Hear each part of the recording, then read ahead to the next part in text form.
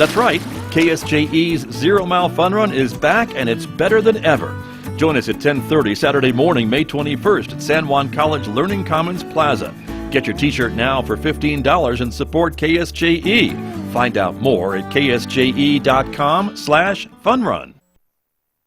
Next time on Philosophy Talk, the Doomsday Doctrine. Today's nuclear weapons are magnitudes more powerful than the first atomic bomb. A war involving them would wipe out all life on Earth. So how do we justify keeping so many nuclear weapons? Or threatening to use them. Our guest is renowned whistleblower and one-time nuclear war planner Daniel Ellsberg. The Doomsday Doctrine, next time on Philosophy Talk. They're talking about nuclear war.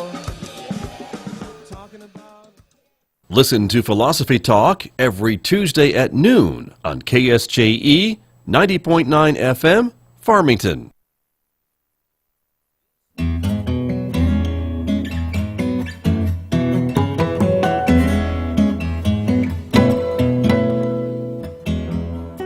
$8:50 a.m. Monday morning on KSJE. That means time for our Monday Reboot segment. That's when Lewis Campbell joins me. He is joining me remotely today for our Monday Reboot segment. Lewis, good morning.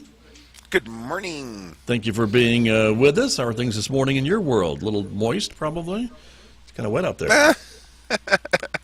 Are you referring to the weather or my hair? I'm referring to the weather. Exactly. A little bit, but it's nice.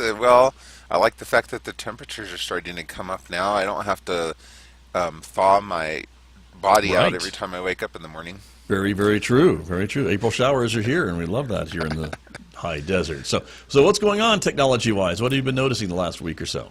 Well, I think the big news right now is President Biden invoking the Defense Production Act to get more cobalt,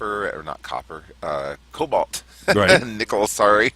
Cobalt, nickel, and other precious metals, and so now the world is, and especially people in the U.S., are starting to understand the fact that we get most of these precious minerals we use to make electronics and chips from the Ukraine and from Russia. Right. So now that conflict is going on, we've got to find a way to get those things. And this particular move is to keep being able to produce batteries, rechargeable batteries that are a big thing for renewable energy right now. Right. That's what we just heard. There was a report about that just now here on KSJE. Yes. And so obviously that seems to be the push, right, for electrification of a lot of things, cars among them, and other things. But we can't do that without these batteries, and we can't do batteries without these types of precious metals, right, and rare earth minerals. And then another couple of things going on. Yeah. That Apple and Meta, for those of you who don't know, Meta is what Facebook used to be. They changed their name to Meta. They're in a little bit of trouble right now because it's been discovered that they released user data to basically hackers who posed as law enforcement officials. So they filed a fake request for information, under law enforcement.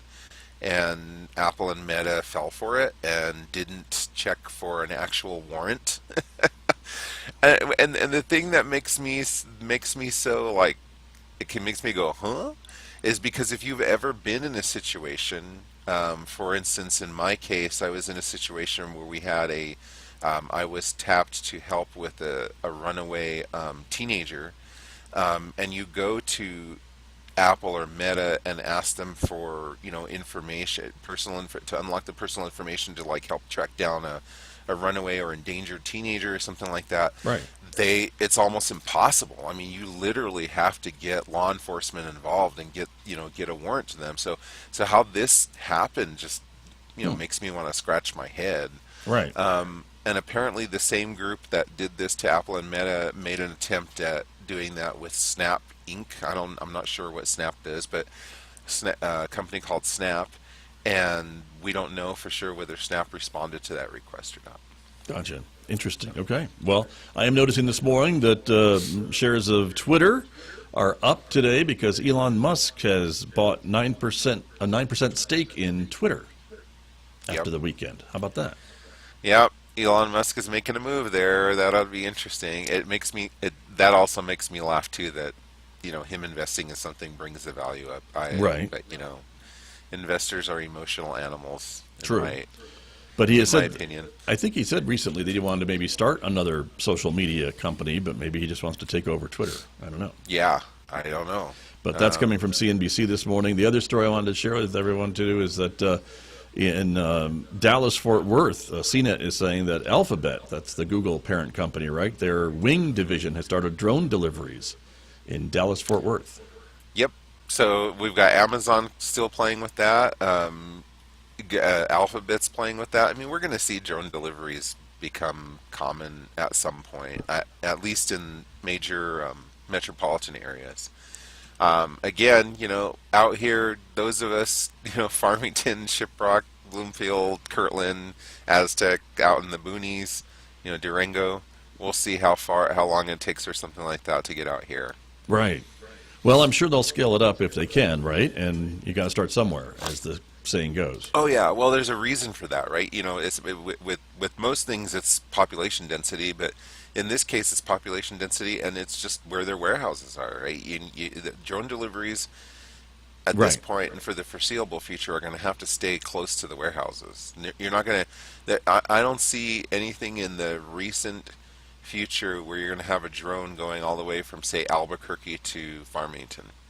And there's, unless they decide to put distribution points in more rural areas, that I don't think we're going to see that change anytime soon. Right. I agree with you. Not with current technology, but as we just talked about, they're wanting to build more batteries, so we'll see. But I still think that maybe what we will see is maybe a truck like a UPS truck or a FedEx truck with drones that a truck could park in a certain part of town and send their deliveries by drone from a central point. Yeah, that's a good point. And we could probably see self-driving trucks too. Well, there's that as well. So we'll see. All right. Lewis, thanks for joining me this week. Always appreciate it. All right. Have a great week, everybody. All right. You too. That is Lewis Campbell from Cintigy Computer Systems. He's my guest every Monday here in our Monday Reboot segment on KSJE, Farmington, New Mexico. Have a great Monday, everyone.